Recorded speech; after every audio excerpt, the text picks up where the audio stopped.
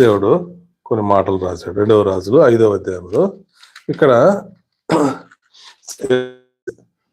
2వ రాజులు 5వ అధ్యాయంలో ఇక్కడ ముఖ్యమైన వ్యక్తుల గురించి రాయబడింది. మొదటిది ఏడ నయమాను. రెండవది ఎలీషా, మూడవది గేహాజీ. ఈ నయమాను మరి సిరియా రాజ్యాన్ని మరి జయించడానికి చాలా బలవంతుడుగా ఉన్నాడు. ఆ రాజ్యాన్ని జయించాడు. ఎలా జయించాడంటే బైబిల్ ఎవరైనా సైన్యాధిపతి అయిన నయమాను అని ఒకడు ఉన్నాడు. అతని చేత యెహోవాయే సిరియా దేశంలో జయము కలుగు చేసి ఉండేను కనుక అతని యజమాని దృష్టికి కనుడై దయ పొంది ఉండేను. ఆయన ఎలా ఉన్నాడంటే సిరియా ప్రాంతాన్ని ఆ రాజ్యాన్ని మొత్తం జయించాడు. అందువల్ల ఎంతో గొప్పవాడుగా ఉన్నాడు, ఎంతో బలవంతుడుగా ఉన్నాడు. ఎవరి ద్వారా అంటే ప్రభు యెహోవా సహాయం చేశాడంట అతనికి. అయితే ఇటువంటి గొప్ప వ్యక్తికి ఏముంటుంది తర్వాత వచ్చిన చదువుకుంటే అతడు కుష్ఠరోగి. ఏముంది అతనికి లెపరసీ, కుష్ఠు వ్యాధి అనేది ఒకటి ఉన్న కారణాన్ని బట్టి ఆయన ఎంత రాజ్యానికి ఎంత ఉన్నా అతను కుష్ఠు వ్యాధితో బాధపడతా ఉన్నాడు. He is not happy. అతని లైఫ్ లో సంతోషం అనేది లేదు, దుఃఖమే ఉంది. కారణం ఏంటంటే ఆ కుష్ఠు వ్యాధి కారణాన్ని బట్టి. అయితే వీళ్ళు ఏం చేశారు, ఆయన ఇశ్రాయేలు రాజ్యం మీదకి వెళ్ళి దండుగాయల్ని మరి అక్కడ ఒక చిన్న పాపని పట్టుకొని వచ్చేసారు, బందీగా పట్టుకొచ్చి. అది ఎలా ఉంది, వాళ్ళ ఆ యొక్క నయమాను భార్యకి ఏం చేస్తుంది, ఒక దాసరాలుగా వాడుకుంటున్నప్పుడు ఆ నయమాను ఆ యొక్క నిజంగా బందీగా పట్టుబడినప్పుడు ఎలా ఉండాలా కదా, వాళ్ళకి సేవ చేసుకుంటూ వాళ్ళు ఉండాలి, చాలా దుఃఖంతో ఉంటారు. అయితే ఆ పాప ఈ యొక్క వాక్యం ఆమె ఏం చేస్తుంది,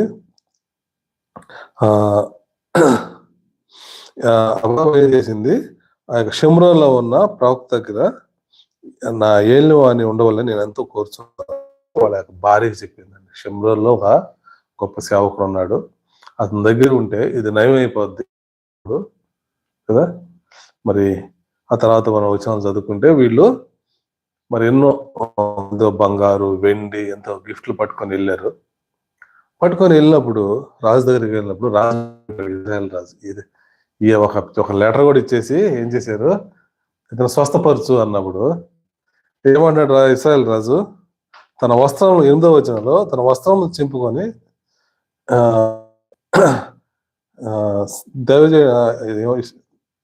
క్షమించండి 7వ వచనంలో ఇశ్రాయేలు రాజు ఈ పత్రిక చదివి వస్త్రం చింపుకొని చంపుటకు బతుకుటకు బతికించిన దేవుడున ఒకరి కలిగిన కుష్ఠరోగం మాన్పుటకు నా ఎద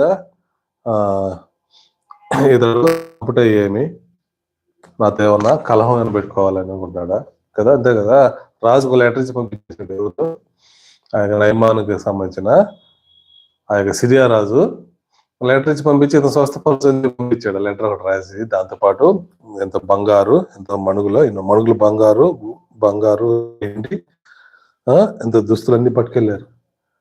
ఇంత పట్టుకెళ్ళినప్పుడు మరి అది ఎంత చాలా పట్టుకొని వెళ్ళినప్పుడు భయపడిపోయాడు రాజు.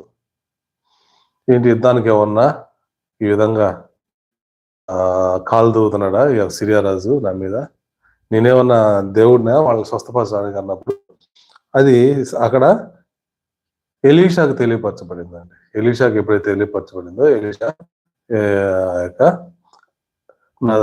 ఇక్కడ ఏమన్నాడు ఇక్కడ చూడండి,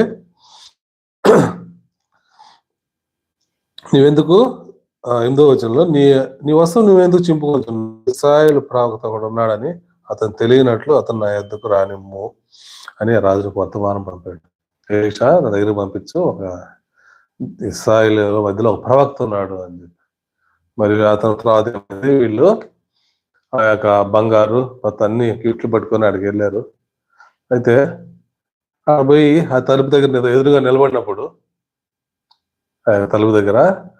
నిలబడినప్పుడు ఆ యొక్క ఎలీషా ఏం చేశాడు, ఆయన ఒక దాసుడు ఒకడు పంపించి యోర్దాన్లో 7 యోర్దాన్ నది కదా, ఇశ్రాయేల్ ప్రాంతంలో ఉంటుంది. అక్కడ పోయి ఒక 7 సార్లు వాళ్ళతో బాగవుతాం అన్నప్పుడు ఎంతో కోపం వచ్చేసింది నయమానికి. ఏంది కదా, ఒక పెద్ద ఇంటికి ఒక పెద్ద మినిస్టర్ వచ్చేస్తే, ఏదో ఒక సీఎం వచ్చేస్తే మనం ఎంత గౌరవిస్తాము కదా.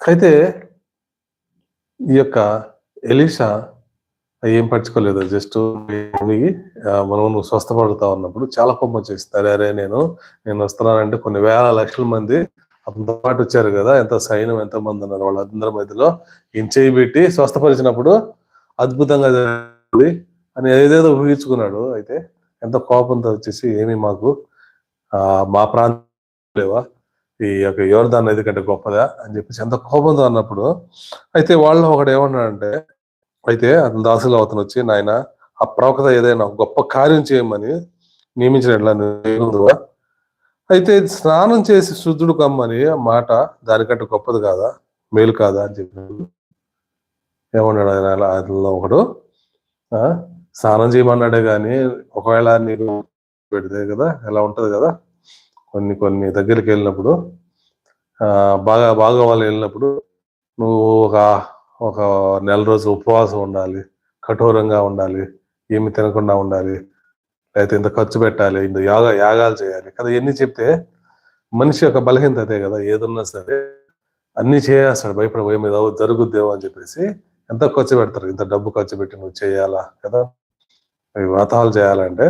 అయితే ఇవన్నీ ఏం చెప్పలేదు ఆయన, జస్ట్ నువ్వు వెళ్ళేసి చేస్తావు కదా అంటే చేస్తాం కదా. అయితే ఎలీషా ఏం చెప్పకుండా ఆ ప్రవక్త నువ్వు పోయి యోర్దాను నదిలో 7 సార్లు మునుగు, చాలా కోపం వచ్చేసింది కదా. మన ఎక్స్పెక్టేషన్ కూడా చాలా హై అయితే వెళ్తాం కదా, మనకి గౌరవం లేదని, మమ్మల్ని పట్టించుకోలేదని. దేవుని దగ్గర అందరూ సమానం, దేవుని దగ్గర మనం అందరూ సమానము. అయితే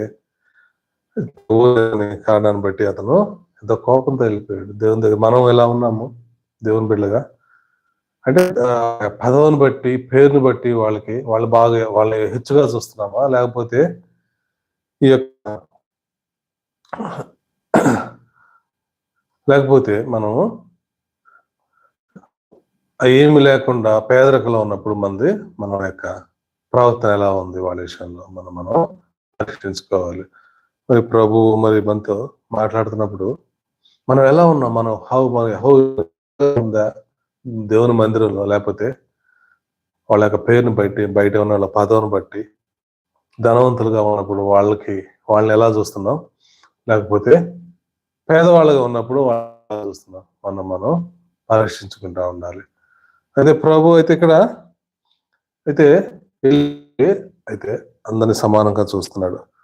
మరి ఆ మాట అన్నప్పుడు ఆ యొక్క తోటి సేవ అన్నప్పుడు నయమాన్తో, మరి అతను ఏం అడగలేదు కదా, నిన్ను మళ్ళు మాణిక్యాలు అడగలేదు, పెద్ద పెద్ద యాగాలు కఠినమైన టార్గెట్స్ ఏమి ఇవ్వాలి కదా, ఇలా చేసి తర్వాత నా దగ్గర నువ్వు శుద్ధుడు అవుతావు అని చెప్పి కదా, జస్ట్ పోయి నెలలో మనం అన్నాడు కదా, ఒకసారి పెట్టి ప్రయత్నించవచ్చు కదా. అంటే మనం అయితే నయమాను తగ్గించుకొని వెళ్ళి ఆ నీళ్ళలో మరి 7 సార్లు మునిగాడు. 7వసారి మునిగినప్పుడు ఎలా ఉందంటే ఆయన శరీరం చిన్నపిల్లల శరీరం లాగా అయిపోయిందంట. నయమాన్ శరీరం పసిబిడ్డ శరీరం లాగా అయిపోయిందంట. అది ఎప్పుడైతే చూసుకున్నాడో ఈజ్ వెరీ హ్యాపీ. మరి ఎంత సంతోషంతో మరి తిరిగి దగ్గరకు వచ్చాడు. ఎంత కోపంగా వెళ్ళాడండి కదా దేవుని సేవకుడు. మరి చెప్పినప్పుడు అతను దాన్ని తట్టుకోలేకపోయాడు, చాలా కోపంతో వెళ్ళిపోయాడు. ఎంతో ఆవేశం, ఎంత పెద్ద గొప్పవాడిని, ఆ యొక్క సిరియా రాజ్యాన్ని జయించి రాజుకి ఇచ్చిన వాడిని, ఇంత గొప్పవాడిని నన్ను చేస్తాడా. అయితే దేవుడి మాటలు చాలా సులువుగా ఉంటాయి. దేవుని బిడ్డలు దేవుడు చేసే పనులు చాలా అవసరం. మరి దేవుడు చేసిన మొట్టమొదటి కార్యం కూడా యోహాను సువార్తలో మరి కనాను కదా, 2వ అధ్యాయంలో కనాన్లో ద్రాక్షారసం అంతా అయిపోయింది ఇందులో. ద్రాక్షారసం అయిపోయిన తర్వాత ఏం చేశాడు, వీళ్ళందరూ పోయేసి ఆ యొక్క బాణలు ఉంటే ఆ బాణల్లో మొత్తం నీళ్లు నింపారు. అంతే, ఎంతో కష్టపడి నీళ్లు నింపారు. కానీ ప్రభు ఏం చేశాడు, జస్ట్ అది తీసుకెళ్ళి ఆ విందులో యొక్క ముంచి ఆ యొక్క జగ్గుల్లో పోయి ఇమ్మన్నాడు. ఇచ్చినప్పుడు ఏమైందండి, అది ద్రాక్షారసం అయిపోయింది. నీళ్లు పోయడం కష్టమా, అది ఆ ద్రాక్షరసం కష్టం అంటే ఎంత కదా, ఎవరో ఒక నీళ్లు పోస్తారు, కానీ ఆ నీటిని ద్రాక్షరసం చేయడం అనేది చాలా ప్రాముఖ్యమైనది. అలాగే ఇక్కడ శుద్ధుడు కమ్మండం ఎంత ఈజీ కాదు. దేవుడి పరిశుద్ధాత్మ ద్వారా మరి ఆ ఎలీషాకి ఆ మాట చెప్పినప్పుడు, ఎలీషా యోర్దాను నదిలో మునిగి రమ్మన్నప్పుడు, మునిగి వచ్చినప్పుడు ఆయన శుద్ధుడయ్యాడు. కనీసము నైమాను మొహం కూడా చూడాల. నైమాను ఇస్ ఏ గ్రేట్ కింగ్ కింద అధికారిగా ఉన్నాడు. అంత చూడాలనుకుంటాం కదా, ఆయన దగ్గర వచ్చినప్పుడు ఆహ్వానించి, మనం అయితే చర్చెస్ లో ఎవరిని వస్తే వాళ్ళని చర్చెస్ లో మనం సన్మానాలు చేస్తాము, తీసుకెళ్లి స్టేజ్ మీద కూడా పెడతాం. కాకపోతే ఎలీషా అలా చేయలేదండి. అధికారులకు మనం లోబడాలా, మనం రెస్పెక్ట్ ఇవ్వాలా, వాళ్ళ ముందు సీట్లో కూర్చోబెట్టాలి అంటారు. కానీ దేవుని యొక్క వాక్యం పరిశుద్ధమైన ప్రాంతాల్లో వాళ్ళందరినీ తీసుకొచ్చి సన్మానాలు చేస్తున్నామా, మనం పరీక్షించుకోవాలి. హౌ యూ ఇంపార్టెంట్, దేవుని యొక్క మందిరం ఎంత పరిశుద్ధంగా ఉంది, మనం మనుషులకి మనకి ఇంపార్టెన్స్ ఇస్తున్నామా, దేవునికి ఇంపార్టెన్స్ ఇస్తున్నామా, మనం పరీక్షించుకోవాలి. మన మందిరాల్లో మనం ఎలా ఉన్నాం, పెద్దవాళ్ళకి ఎలా ఉంది, చిన్నవాళ్ళకి ఎలా ఉంది, మన ట్రీట్మెంట్ ఎలా ఉంది, ప్రభు మనని గమనిస్తూ ఉంటాడు. మరి సేవకులుగా ప్రత్యేకంగా మనం ఎలా ఉన్నాం, మరి ఎలీషా ఎలా ఉన్నాడు, కనీసము ఆ యొక్క నయమాను మొహం కూడా చూడలేదు. జస్ట్ నువ్వు వెళ్ళేసి ఒక సేవకుని పంపించి నువ్వు వెళ్ళేసి ఆ యొక్క యోర్దాను నదిలో మునిగిరాయ్యా అంటే, మునిగంటే ఆ తర్వాత ఈ వాక్యం మనం చూసినప్పుడు ఎంతో కోపడ్డాడు. తర్వాత ఆ స్వస్థత అయినప్పుడు ఎంత హ్యాపీగా, ఎంత సంతోషంగా, ఎంతో బహుమతులు పట్టుకొని వచ్చేసాడు. పట్టుకొని వచ్చినప్పుడు చూడండి ఇక్కడ చూడండి, ఇస్రాయిల్ అన్న ఇక్కడ ఏమన్నాడు, ఈ యొక్క 15వ వచనం మధ్యలో చదువుకుంటే, నీ దాసుడైన నా యొక్క బహుమానం తీసుకొని వస్తున్నా ఎలీషా, ఎవరి సన్నిధిలో నేను నిలబడి ఉన్నాను, ఇశ్రాయేల్ దేవుడైనా యెహోవా జీవంతో నేనేమి తీసుకోనని చెప్పాను. ఆ నయమాను అందుకు అతను ఎంతో బతిమలాడను, అతను ఒప్పుకోనకపోయాను. మరి చూడండి, ఎంతో డబ్బులు పట్టుకొచ్చేసారు, ఎంతో పెద్ద పెద్ద గిఫ్ట్లు తీసుకొచ్చేసి ఆ ఎలీషా దగ్గరికి వచ్చేసాడు. ఇప్పుడు ఎట్టైనా ఎలీషాకి ఇవ్వాలని చెప్పేసి, ఆ సేవకుడికి ఇవ్వాలన్నప్పుడు, ఎవరి మధ్య ఉన్నానో నువ్వు ఎరుగు ఏమన్నాడు, జీవంతో నేనేం తీసుకున్నాను, in the name of God, దేవుని యొక్క జీవంతోడు, ద లివింగ్ గాడ్, దేవుని జీవించే దేవుడు, నిన్న నేను జాగ్రత్తగా ఉన్న దేవుడు, ఆ దేవుడు నామం చెప్తున్నాను, ఒక్క రూపాయిని నేను నీ దగ్గర తీసుకోను, గోల్డ్ కాదు, ఏ గిఫ్ట్ ఇచ్చినా తీసుకోను, పట్టుకొని వెళ్ళిపోవాలి. చూడండి ఎంత సంతోషం అండి. సేవకులు ఎలా ఉన్నాం మనం ఈరోజు, మొత్తం తీసుకెళ్ళిపోమన్నప్పుడు. అయితే చూడండి, నిజంగా ఆ తర్వాత చూస్తే ఏమన్నాడంటే, ఎప్పుడైతే అది వద్దని ఆయన రిజెక్ట్ చేశాడు గిఫ్ట్ని, అప్పుడు ఆ యొక్క నయమాను చూడండి ఏమన్నాడు తెలుసా, 17వ వచనంలో, యెహోవా దహన బలినను మరి ఏ బలిను ఇతరమైన దేవతలకు నేను ఇక బలి అర్పించను. ఏమన్నాడంటే, ఎప్పుడైతే తీసుకోలేదో, ఎంత గొప్ప కార్యం అతని జీవితంలో ఎప్పుడు ఊహించడు. ఈ విధంగా ఇంత జీవిత కాలం కుష్టు, ఈ వ్యాధి మరి ఈ విధంగా స్వస్థత అవుద్దని అతను కళ్ళ కూడా ఎప్పుడు ఊహించలేదు. పసిపెట్టి శరీరంలాగా అయిపోయిందంట. అది అంత సున్నితంగా, అంత పరిశుద్ధంగా, అంత ఆరోగ్యంగా ఉందంట నయమాను శరీరం. అది చూసుకున్నప్పుడు ఎంత సంతోషపడ్డాడు.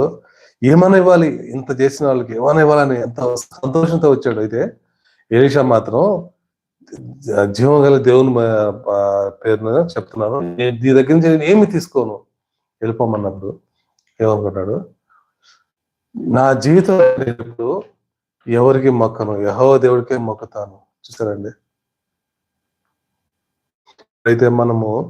ఇప్పుడైతే మన దగ్గర మన మందిరంకి ఎవరైనా బాగలేక వచ్చినప్పుడు వాళ్ళ స్వస్థత జరిగినప్పుడు వాళ్ళ దగ్గర మనం ఏం తీసుకోకపోతే జరిగే కార్యం ఏంటంటే, వాళ్ళకి దేవుని మీద ప్రేమ పెరుగుతుందండి, దేవుడు అనేది ఇష్టం పుడుతుంది. లేదంటే మనం ఇన్ని గిఫ్ట్లన్నీ తీసుకున్నామంటే అంతటితో వాళ్ళకి మొక్కుబడి అయిపోద్ది. ఓకే, డాక్టర్కి మనం హాస్పిటల్కి వెళ్ళి బాగాలేనప్పుడు ఇస్తే ఆయన గురించి ఇంకా ఆలోచిస్తాం కదా. అయితే దేవుడి విషయంలో కూడా అలాగే ఉన్నామా, ఒక రక్షణ లేకుండా యేసు ప్రభు తెలియకుండా మన దగ్గరికి వచ్చినప్పుడు మన యొక్క ప్రవర్తన ఎలా ఉంది? మరి పరిచారకుని దగ్గరికి వెళ్ళినప్పుడు ఒక విధవరాలు మరి పాపం చాలా ఓల్డ్ ఆమె వచ్చి మందిరంకి వస్తా పెద్ద బస్తా బియ్యం పట్టుకొచ్చేసింది. ఏమ్మా బియ్యం పట్టుకొచ్చావు అంటే, అదే పాస్టర్ గారు మా ఊర్లో మా బాబుకి బాగలేదు, అతనికి పరిస్థితి బాగలేదు, ఆరోగ్యం బాగలేదు. అయితే ఏ చర్చికి వెళ్ళినా ఎక్కడికి వెళ్ళినా వాళ్ళు ఏమన్నాడు, ఒకరేమో బియ్యం తెమ్మన్నారంట, ఇంకొకరేమో ఈ సంవత్సరం నువ్వు క్రిస్మస్ కి చర్చ్ అంతా సున్నం కొట్టించేసి నీ కొడుకు బాగవుతారంట. ఎంత భయంకరంగా చూడండి, ఎంత మోసం, ఎంత అక్రమం ఉంది. వాళ్ళు దేవుని కోసం దేవుడి పేరుతో మనం వ్యాపారం చేస్తున్నామా, లేకపోతే మన ప్రకటించవసరం లేదు కానీ మన సాక్ష్యం పోగొట్టుకుంటున్నామేమో. చూడండి, పోయి మన సువార్తలు ప్రకటించితే ఇంక ఉపయోగం ఉంది, బైబిల్ చదివితే ఉపయోగం ఉంది. ఉదురాలు దేవుడి దగ్గరికి వచ్చినప్పుడు, కష్టం ఉన్నప్పుడు దేవుని దగ్గరికి వస్తూ ఉంటారు ఎంతోమంది. వచ్చినప్పుడు మన ప్రవర్తన ఎట్ట ఉంది? డబ్బుల కోసం మనం పరిచయం చేస్తున్నావా, లేకపోతే దేవుని కోసం పరిచయం చేస్తున్నాం మనం పరీక్షించుకోవాలి. మరి ఇక్కడ ఏం జరిగింది? ఇతను వద్దన్నప్పుడు ఈ యొక్క గొప్ప ఆయనలో ఉన్న పరిశుద్ధతను చూశాడు, దేవుని కోసం నిలబడ్డాడు. ఇంత డబ్బు నేను తెచ్చిస్తే చేశాడంటే నిజంగా వీళ్ళు దేవుడు గొప్పవాడండి. వీళ్ళు దేవుడి మీద ఆధారపడతారు, మేమిచ్చే డబ్బుల మీద, మేమిచ్చే ఫీజుల మీద కదా, మేమిచ్చే ధనం మీద బాగా ఆధారపడరు. ఎంత మంచి సాక్షి సంపాదించాడు ఎలీషా. అయితే తర్వాత వచనాలు మనం చదువుకుంటే, అతని కింద పనిచేస్తున్న సేవకుడు గెహాజీ ఏమనుకుంటున్నాడు? గెహాజీ తర్వాత వచ్చిన చదువుకుంటే ఆ డబ్బు కాసిపడ్డాడండి. ఎవరు? సేవకుడే. 3 రకాలమైన వ్యక్తులైన కదా. సేవకుడు డబ్బులే ఆశపడి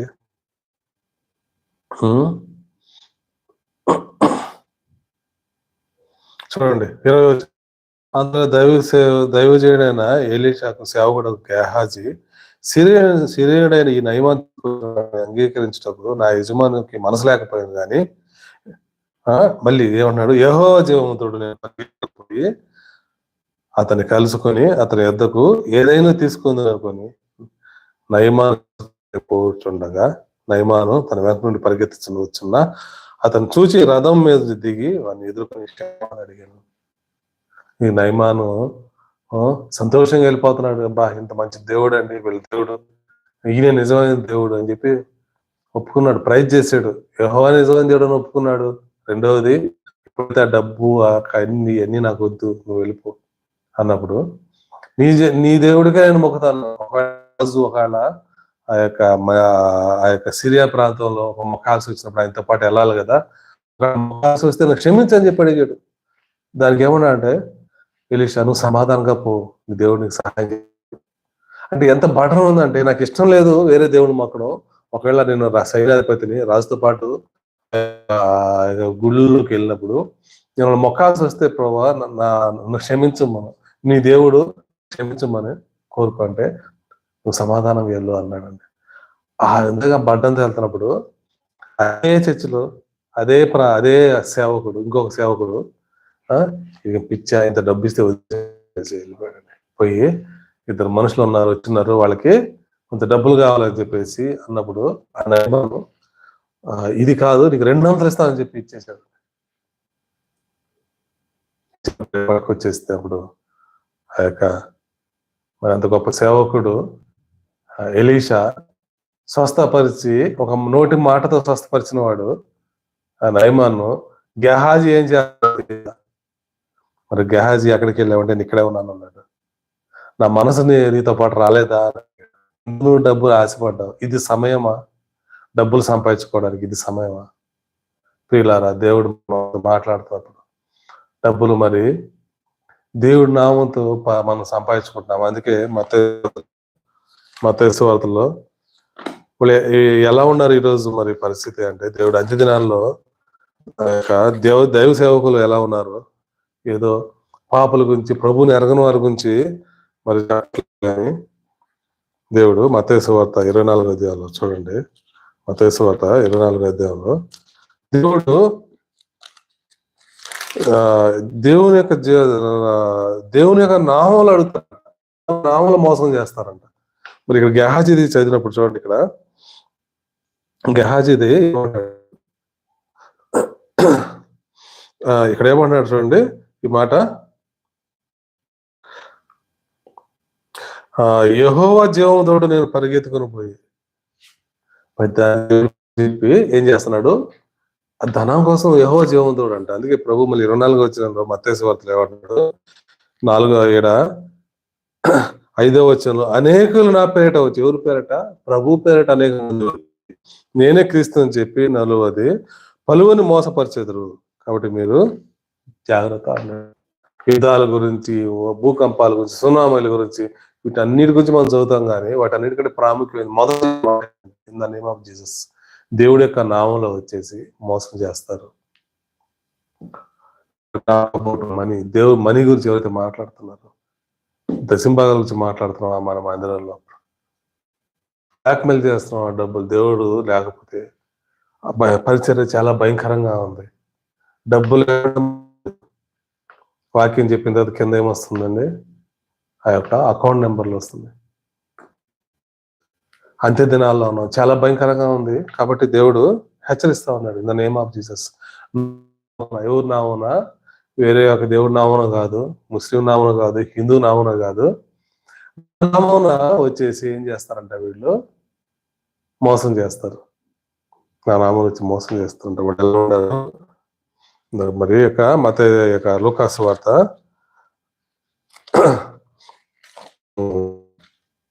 ఏమొచ్చండి, మత్తయి సువార్త 7వ అధ్యాయంలో ఏమన్నాడు చూడండి. అయితే స్పష్టంగా ఏం మాట్లాడుతున్నాడంటే చూడండి, ఇక్కడ 15వ గురించి జాగ్రత్త పడి, వారు గొర్రెల చర్మం వేసుకుని మీ వద్దకు వస్తారు, కానీ లోపల వారు తోడేళ్ళు పీక్కు తినేవాళ్ళుగా ఉన్నారంట. ఇప్పుడు మనుషులు బ్లాక్మెయిల్ చేస్తున్నారు. దేవుని పేరుతో మీరు డబ్బులు ఇస్తే దేవుడు ఆశీర్వాదం, మీరు ఒక మీటింగ్ డబ్బులు ఇస్తే ఇంట్లో అద్భుత కార్యాలు జరుగుతాయి కదా. మరి దేవుడు అంత అద్భుత కార్యాలు చేసే దేవుడు వాళ్ళ మాట ద్వారా దేవుడు మరి వాళ్ళకి ఎందుకు చేయట్లేదు? వాళ్ళ జీవితంలో ఎందుకు మనుషుల మీద ఆధారపడుతున్నారు? మనమేమో దేవుడి మీద, మీరేమో దేవుడి మీద ఆధారపడండి, దేవుడు కార్యం చేస్తాడు అన్నారు. కానీ మేము మాత్రం దేవుడి మీద ఆధారపడము. మేమైతే మీ మీద అంటే మాకు దేవుడి మీద నమ్మకం లేదు, మీ మీద నమ్మకం ఉంది. కానీ మీరు మాత్రం దేవుడిని నమ్ముకోండి, మీరు మాత్రం దేవుడు మీ జీవితంలో అద్భుతమైన కార్యాలు చేస్తాడు, మీ ఫైనాన్షియల్ ప్రాబ్లం తీసేస్తాడు, మీ రోగాలు తీసేస్తాడు, స్వస్థత, కూడి, అనేకమైన అన్నిటికీ ఆ యొక్క ఆఫరింగ్ అనేది లేకుండా ఎక్కడా జరగట్లేదు. కాబట్టి ప్రభు హెచ్చరిస్తా ఉన్నాడు ఇక్కడ కూడా. ఎందుకు ఈ ముగ్గురు గురించి రాయబడిందంటే, ఒకడేమో దేవుని కోసం నిలబడ్డాడు, దాన్ని బట్టి ప్రభువుని నమ్ముకున్నాడు. ఎవరు?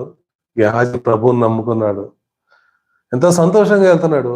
అయితే ఇదే యొక్క గెహాజీని పాడు చేశాడు, ఆ సాక్ష్యాన్ని పాడు చేశాడు.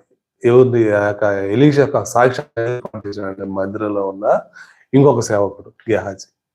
అందుకే ఏమంటాడు, నా మనసు నీతో రాలేదా గెహాజీ, పాపం చేసావు అని.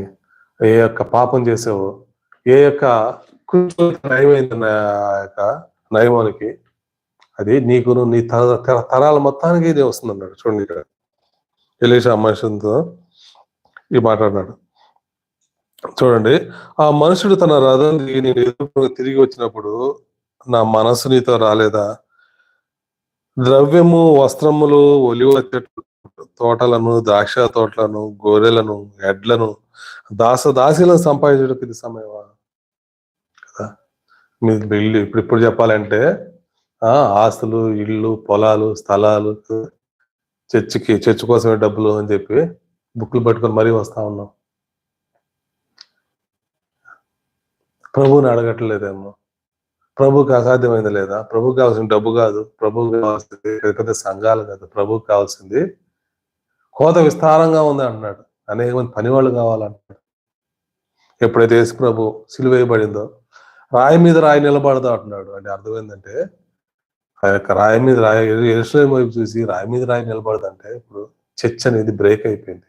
ఇప్పుడు చర్చ్ పెద్ద చర్చ్ కాదు, ఎక్కడైతే 2-3 ఉంటారో వాళ్ళ మధ్య నేను ఉంటాను. అనేక ప్రాంతాల్లో చిన్న మంద అంటున్నాడు. దేవుడు అనేక మందిని లేపుతున్నాడు, వాడుకుంటున్నాడు. అనేక ప్రాంతాల్లో సువార్త ప్రకటించడం దేవుడికి కావాల్సింది అది. కానీ ఒక పెద్ద చర్చ కట్టి అందరినీ బుక్కులు పట్టుకుని పని అడిగి చర్చ కట్టడం కాదు. కానీ దేవుడి యొక్క ఆలోచనలు ఆకాశం అంత ఎత్తాయి. ఆయన కట్టుకోడు, ఆయన చేత కదా డబ్బులు 1000 కోట్లు ఇవ్వడం మనకి. దేవుడు డబ్బులతో దేవుడు ఆశీర్వదించాడండి. పరిచర్ని సేవని డబ్బుతో ఆశీర్వదించాడు, సంఘంతో ఆశీర్వదిస్తాడు. అనేక మంది రక్షించబడతారు.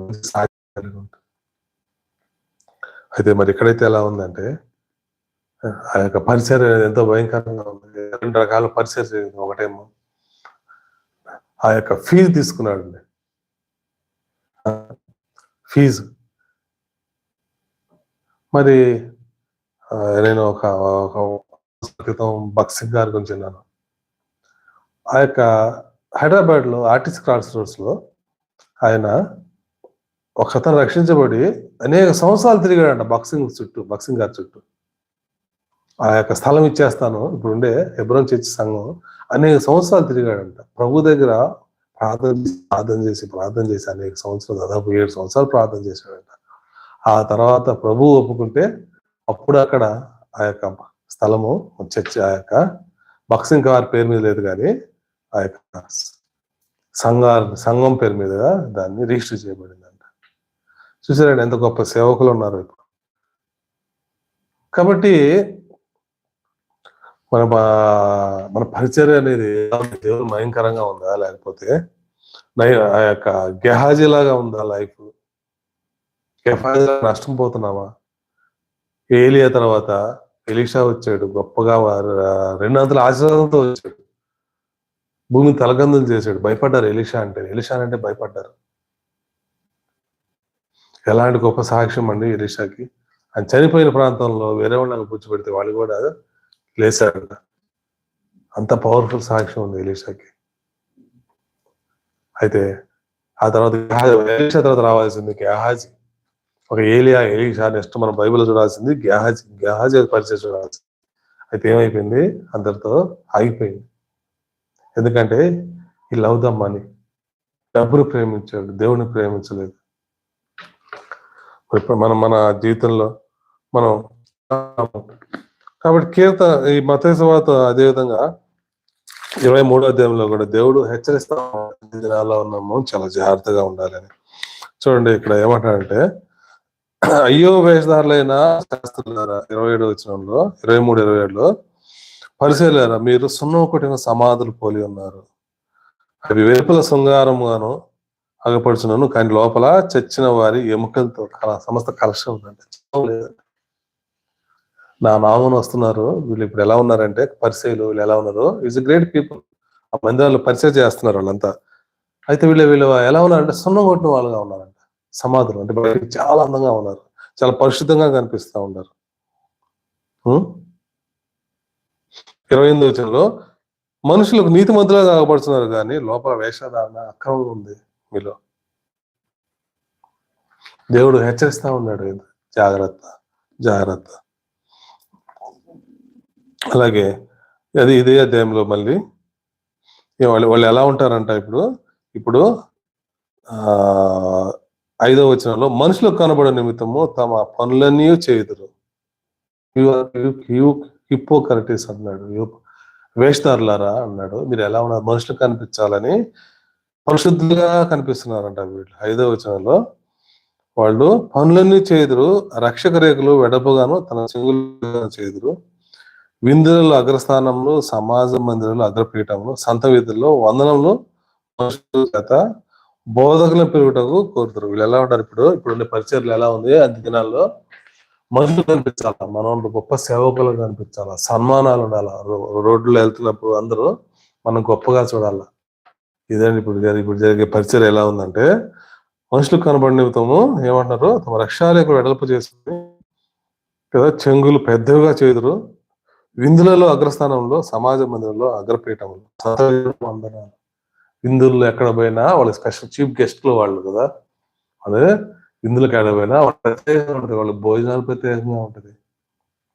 యేసు ప్రభు ఏమో ఆ యొక్క శిలువ దేవుడు ప్రతి ఒక్కరు కాళ్ళు కడిగాడు. అంటే యూ షుడ్ బి లైక్ దేవుళ్ళు గొప్ప సేవకులుగా ఉంటారు, మీరు కాళ్ళు కడగాల, ప్రతి ఒక్కరు కాళ్ళు కడగాల.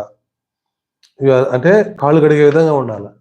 ఎలా ఉన్నారు వాళ్ళు సేవకులు చీఫ్ గెస్ట్లుగా ప్రత్యేకమైన మొదటి సీట్లో కూర్చోబెడతాం, తర్వాత వాళ్ళని సత్కారం చేసి స్టేజ్ మీద తీసుకొస్తాం, చప్పట్లు కొడుతూ వాళ్ళకి వాక్యం భోజనం తీసుకొస్తున్నాం.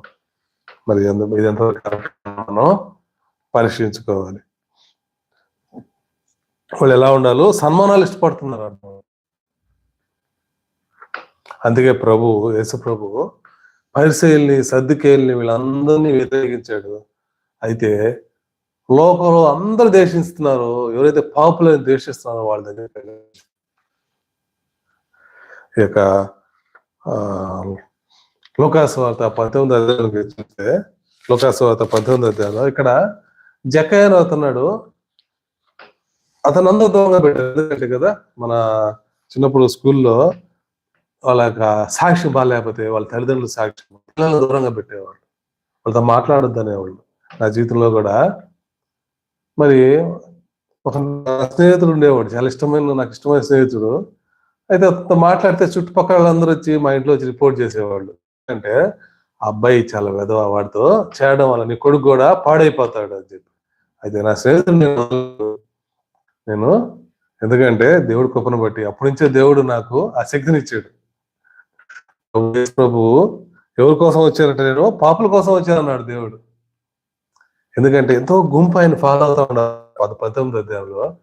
అయితే యేసు ప్రభు ఒక పనికి మాలొచ్చా అంటే ఒక కలిగిన వ్యక్తి, అతన్ని ఎవరు దగ్గర రానిట్లేదు. ఎందుకంటే అతను వడ్డీ వ్యాపారస్తుడు, ట్యాక్స్ కలెక్టర్, పన్నులు వసూలు చేస్తూ అందరి మోసంతో అక్రంతో డబ్బంతా లాక్కున్నాడు. యేసు ప్రభు అంటే తెలియదు. అయితే ఆ రోడ్డు వస్తుంటే చెట్టు ఎక్కాడంట, పొట్టుకున్నాడు, కనిపించట్లేదు, ఎంత గుంపు కదా. యేసు ప్రభు అంటే ఫుల్ జనాలు ఆయన ప్రభు కోసం వస్తా ఉంటే ఇంకా కనిపించడం కష్టం చెప్పి చెట్టు ఎక్కితే ఆడికెళ్ళి ఆయన పేరు జక్కయ్య, నువ్వు మా ఇంటి కిందకి దిగు, నేను మీ ఇంటికి వస్తాను అన్నప్పుడు ఒక ఉదుట కిందకి దిగి పరిగెత్తుకు వచ్చి ఏమన్నాడు జక్కయ్య, ఆగు, నా ఇంటికి వచ్చే ముందు నేను పని చేస్తాను ప్రభా. ఏం చేస్తాను తెలుసా, నా ఆస్తి సగం చేస్తానయ్యా. చూడండి ఏమన్నాడు జక్కయ్య నిలవబడి, ఇదిగో ప్రభా నా ఆస్తి 19వ వచనం, ఇదిగో ప్రభా నా ఆస్తితో సగం పేదలకు ఇచ్చున్నాను. నేను ఎవరి యొద్దన అన్యాయంగా దేని తీసుకుంటే వాళ్ళందరికీ 4 గంటలు ఇచ్చేస్తాను ప్రభా నా ఆస్తిలో.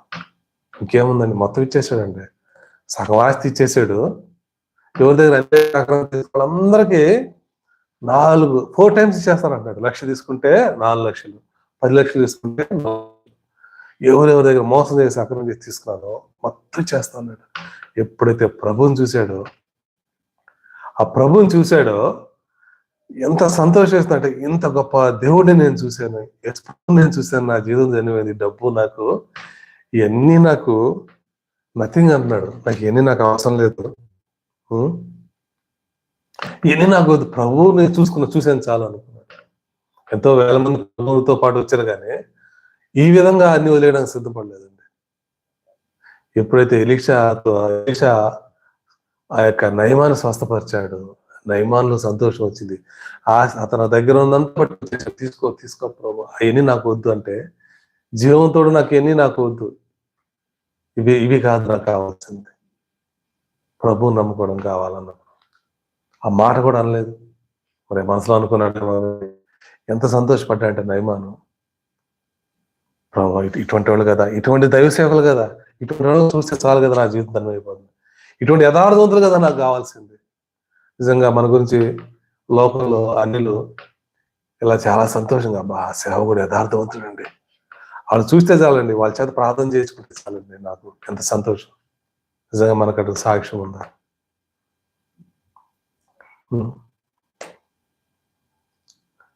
ఎవరికైనా స్వస్థత అయితే చాలు, వాళ్ళు ఏమన్నారు ఊర్లో వెళ్తే, అయ్యగారు మా ఇంట్లో బాగాలేదండి, స్వస్థత అయితే మేము ఈ స్థలం చర్చికి ఇచ్చేస్తామండి అన్నారు. సగం చర్చిలు ఇలాంటివి ఉన్నాయండి. వాళ్ళు ఎవరికి బాగాలేకపోతే వాళ్ళు ఎవరైనా స్వస్థత చేస్తే, వాళ్ళకి ఏదైనా బాగా అయితే చర్చికి వచ్చి ఇంకంతే ఆ స్థలం వాళ్ళకి ఇచ్చేస్తారు. దాన్ని వీళ్ళు వాళ్ళేమో అలాగే ఉన్నారు, వీళ్ళు మాత్రం ఎదిగిపోతా ఉన్నారు. ఒక అన్యుల దగ్గర ప్రభువుని ఎరగంది వాళ్ళ దగ్గర మనం ఎలా ఉన్నాము, మన సాక్ష్యం ఎలా ఉంది? ప్రభు నమ్మకవలసిన వాళ్ళు అందరు తాగిపోతా ఉన్నారు. వాళ్ళే బ్లెస్సింగ్స్ రావట్లేదు, కానీ వాళ్ళ ద్వారా ఈ యొక్క క్రైస్తవులకి బ్లెస్సింగ్స్ వస్తా ఉన్నాయేమో. దేవుడు మన ద్వారా అనేక మంది ఆశీర్వించబడాలనుకుంటే అనేక మంది ద్వారా మనం ఆశీర్వించబడుతున్నాం, దేవుని ద్వారా ఆశీర్వించబడట్లేదు. రక్తం కూడా ఉందేమో, దేవుడి పేరుతో బ్లాక్ మెయిల్, దేవుడి పేరుతో మనం తెలియకుండానే అన్ని లాక్కుంటున్నామేమో. గెహాజీలాగా మరి వెంటనే మనకి ఇప్పుడు ఇది ప్రభు మన కుష్ఠుగా పోర్చేమో, కానీ ఇట్లాంటి పనులు చేస్తే మరి మన యొక్క మరణం ఎలా ఉంటుంది? దేవుడు మనం హెచ్చరిస్తున్నప్పుడు మన పరిస్థితి ఎలా ఉంది? దేవుని దగ్గర దేవుడు మనతో మాట్లాడుతున్నప్పుడు మన పరిస్థితి ఎలా ఉంది? నిజంగా దేవుడికి నమ్మకంగా ఉన్నామా? గెహాజీలాగా కుష్టు పెట్టిపోయామా? చూడండి, ఎంత ఆస్తి అంత వదిలేయడానికి సిద్ధమైపోయాడు. ప్రభు ఏం అడగలేదండి. ప్రభు ఎక్కడ ఏ పని చేసినా గానీ నాకు ఆ డబ్బులు ఆఫర్ చేయమన్నాడు, ఆ డబ్బులు నాకు ఇమ్మని అడగలేదండి. ఒకడు ఎంతో ధనవంతుడు ఉన్నాడు, ప్రభు నమ్ముకున్నాడు, వచ్చాడు. ప్రభు నేను నిత్య జీవంలోకి పోవాలంటే, పరలోకాన్ని పోవాలంటే ఏం చేయాలి ప్రభు అంటే, నువ్వు వ్యభిచారం చేయొద్దు, మోసం చేయొద్దు, అక్రమం చేయొద్దు అంటే, ప్రభు నేను చిన్నప్పటి నుంచి ఎన్ని చేస్తున్నాను ప్రభు, నేను కరెక్ట్గా ఉన్నాను ప్రభు అంటే, యూ హ్యావ్ 1 lakh, నీకు ఒక కొదువు ఉంది, నీకు ఒక ప్రాబ్లం ఉంది అన్నాడు. ఏం ప్రభు అంటే, నీ ఆస్తి నీకు విగ్రహంగా ఉంది, నువ్వు దాని మొత్తాన్ని అమ్మి పేదవాళ్ళకి ఇచ్చే అన్నాడు. నాకు ఇచ్చే అనలేదు. చూడండి 18వ అధ్యాయము, మా లూకా సువార్త 18వ అధ్యాయంలో ఏమంటున్నాడు? 22 యేసు విని నీకు ఒకటి కొదువుగా ఉన్నది. 21వ వచనంలో చూడండి, ముందు చదువుకున్నాడు, బాల్యము నుండి వీటన్నిటి ఆచరించునే ఉన్నాను. ప్రభు ఇప్పుడు ఎన్ని చేయదు, మోసం చేయదు, తల్లిదండ్రులు లోబడు, వాళ్ళకి లోబడు, వ్యభిచారం చేయొద్దు, మోసం చేయొద్దు అంటే ఎన్ని బాల్యం నుంచి ఉన్నాను ప్రభు అంటే, నీకు ఒకటి ఉంది, నీకు ఒక విగ్రహం ఉంది. ప్రతి ఒక్కరికి ఒకటి బలహీనత ఉంటుంది. ప్రభు దగ్గరికి వస్తేనే బలహీనత బయటపడుతుంది. ప్రభు దగ్గరికి వచ్చాడు, అయితే ప్రభు చెప్పాడు, నీ కాడ ఇంత డబ్బు ఉంది, నువ్వు దీనివల్ల నువ్వు దాన్ని ప్రేమిస్తూ దేవుని ప్రేమించలేకపోతున్నావు, నువ్వేం చేస్తావు అంటే డబ్బు అంతా తీసుకొని వెళ్ళి నీ ఆస్తిని తమ్మేసి పేదవాళ్ళకి ఇచ్చేయమంటున్నాడు. చర్చి కట్టమంటలే, అదంతా ఆఫరింగ్స్ నాకు ఇమ్మట్లేదు. మరి అంత గొప్ప దేవుడు యేసు ప్రభు. చూడండి, ఎక్కడన్నా నాకు ₹1 ఇవ్వండి అని అడిగాడా? నీకు మేలు జరిగితే నువ్వు చర్చి కట్టించమని అడిగాడా? నీకు మేలు జరిగితే ఇంత డబ్బులు ఇవ్వమని అడిగాడా? మరి మన పరిచయం ఎలా ఉంది? మరి అందుకే దేవుడు అనేక మంది వస్తారు, they are looks like sheep కదా,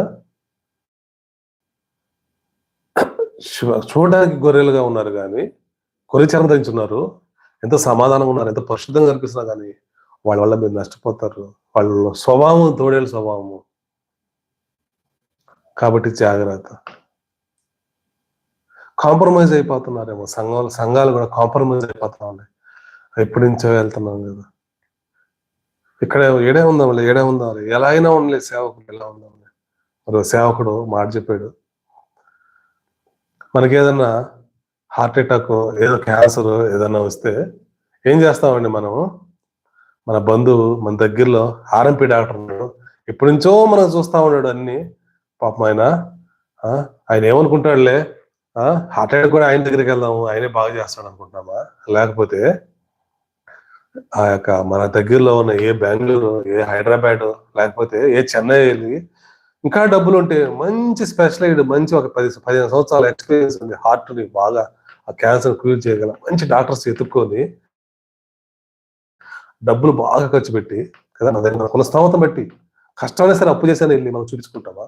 లేదా ఒక శరీర విషయంలో మనం బాగా బతకాలనే దాని విషయంలో ఇంత సీరియస్ గా ఉంటే, మన ఈ యొక్క మరణమే కాదు, మన యొక్క శరీరం, మన యొక్క ఆత్మ కూడా మరణంలోకి వెళ్ళేటువంటి స్థితిలో చుట్టూ ఉందేమో.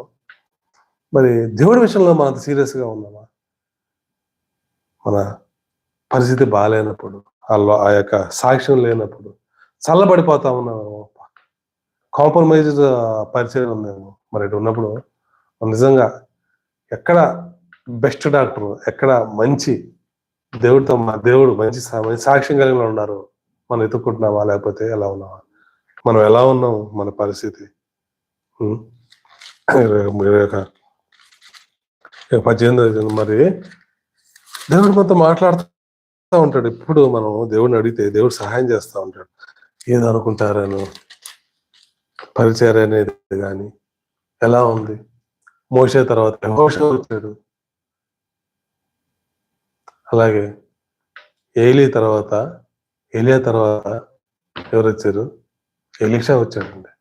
ఏలి తర్వాత ఎలీషా, ఏలి తర్వాత ఏలి కుమారుడు రాలేదు, ఎలీషా కుమారుడు రాలేదు. ఇదొక ఉద్యోగంలాగా అయిపోతుందా? లేదా పరిచర్య? లేకపోతే దేవుడు లేపబడిన ద్వారా పరిచయం జరుగుతుందా?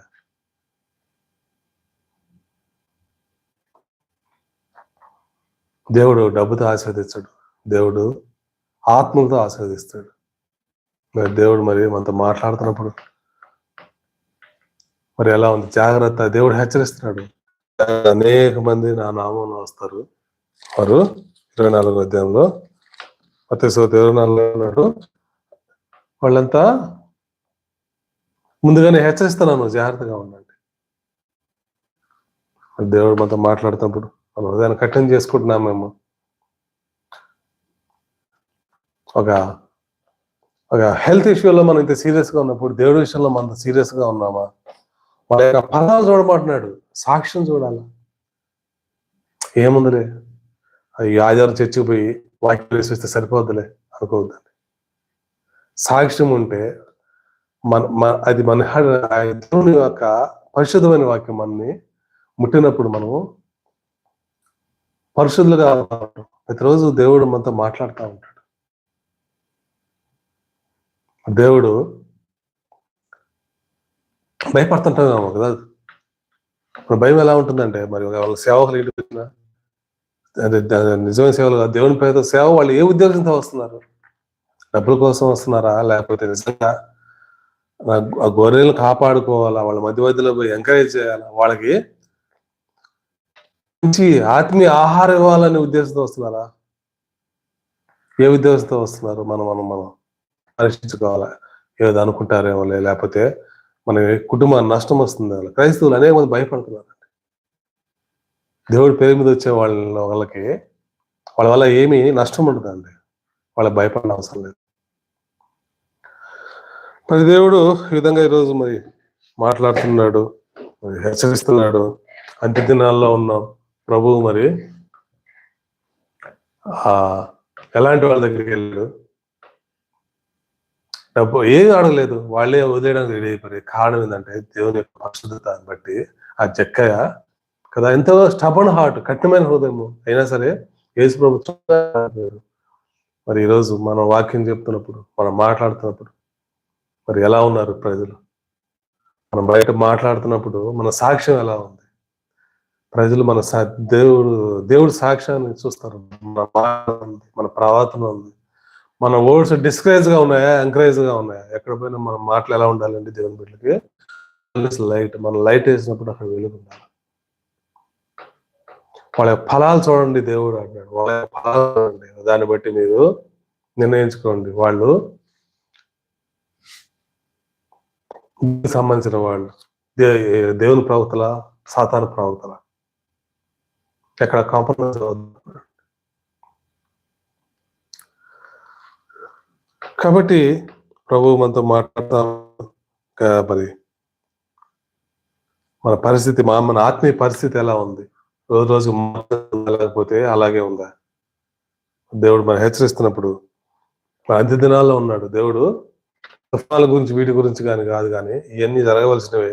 అయితే వీటన్నిటికంటే డోంట్ బి డిసీవ్డ్, మోసపోకండి. ఉండండి.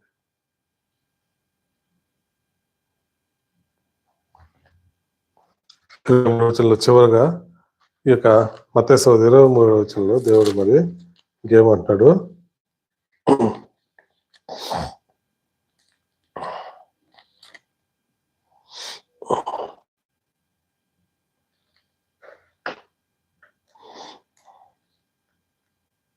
భారమైన బరువులు పెట్టి మనుషుల భుజం మీద పెడితే గానీ తమ వేరుతోనే వాటిని కదిలింపనలరు. ఎలా ఉంటుందండి పరిచర్లో? ఎంత భారమైన బరువులు పెడుతున్నారంట. మనుషులు కనబడలేదు వాళ్ళు. అయితే వాళ్ళైతే చివరిగా మరి మాట ఇంకొకటి మనం వేషధారులు 13-14 వచనంలో ఏమన్నాడంటే, అయ్యో వేషధారుల శాస్త్రులారా, పరిశీలారా, మీరు మనుషులు పరలోక రాజ్యం ముయ్యుదురు, మీరు అందరూ ప్రవేశించరు, ప్రవేశించవారిని ప్రవేశింపనివ్వరు. It is very important. మనం అలాగే ఉంటే, అలాగే చల్లబడిపోతా ఉంటే, కాంప్రమైజ్ అయిపోతా ఉంటే, శరీర విషయంలో మనం అంతా సీరియస్గా సీరియస్గా లేకపోతే ఏమంటున్నాడు దేవుడు? వాళ్ళ కిందే ఉంటే వేషధారి మోసం అక్రమంతో ఉండి సేవకుల మధ్యలోనే ఉండి మీరు ఉంటే ఎలా ఉంటారు? చివరికి ఏమైపోతారంటే వాళ్ళని ఏమంటారంటే, మీరు 13వ వచనము 14వ వచనంలో 23వ అధ్యాయంలో ఏమంటున్నాడు? మీరు మనుషుల ఎదుటను పరలోక రాజ్యం, మీరు పరలోక రాజ్యానికి ప్రవేశింపరు, ప్రవేశించే వారిని ప్రవేశింపరు. This is what God commanded you. దేవుడు చెప్పే ఆజ్ఞ ఏంటంటే, మీరు కూడా ప్రవేశించరు వాళ్ళతో పాటు. మీరు ఎందుకంటే అది వాళ్ళ కిందే ఉన్నారు కాబట్టి మీరు బయటకు రాలేరు. కాబట్టి వాళ్ళు చేస్తున్నాడు, వాళ్ళకి శిక్ష భయంకరంగా ఉంటుంది. అయితే అలాగే మనం కూడా ఏముంది వాళ్ళు చేస్తున్నారు కదా, మనం కూడా చేస్తున్నాం, ఆ విధంగా కాంప్రమైజ్ లైఫ్లోకి వెళ్ళిపోతా ఉన్నామంటే, ఎందుకంటే మన కంపారిజన్ ఎలా ఉంటుందంటే మన తోటి సంఘస్థులు సేవకులనే చూస్తాం. కాబట్టి మనం దేవుని వైపు చూస్తున్నామా, వాళ్ళ వైపు చూస్తున్నాం. కాబట్టి దేవుడు హెచ్చరిస్తా ఉన్నాడు, నా నామమున అనేక మంది వస్తారు, వాళ్ళంతా నాకు చెందిన వాళ్ళు కాదు, డోంట్ బి డిసీవ్డ్, మోసపోకుడి అన్నాడు. కాబట్టి మన యొక్క కన్నులు దేవుని వైపు ఉండాలా, ప్రతిదీ బైబిల్లో చూసుకోవాలి, చెప్పేది కరెక్ట్గా ఉందా, ఇది సర్వసత్యంలో నడిపిస్తుందా ఈ మాట, లేకపోతే వాళ్ళ స్వార్థానికో లేకపోతే వాళ్ళ అవకాశానికి అది ఉపయోగపడుతుందా, మనం పరీక్షించుకొని మనం వెళ్తే దేవుడు మనని సరైన మార్గం నడిపిస్తాడు. కాబట్టి విన్న వాక్యాన్ని బట్టి దేవుడు మరి అందరిని ఆశీర్వదించుగాక. God bless you.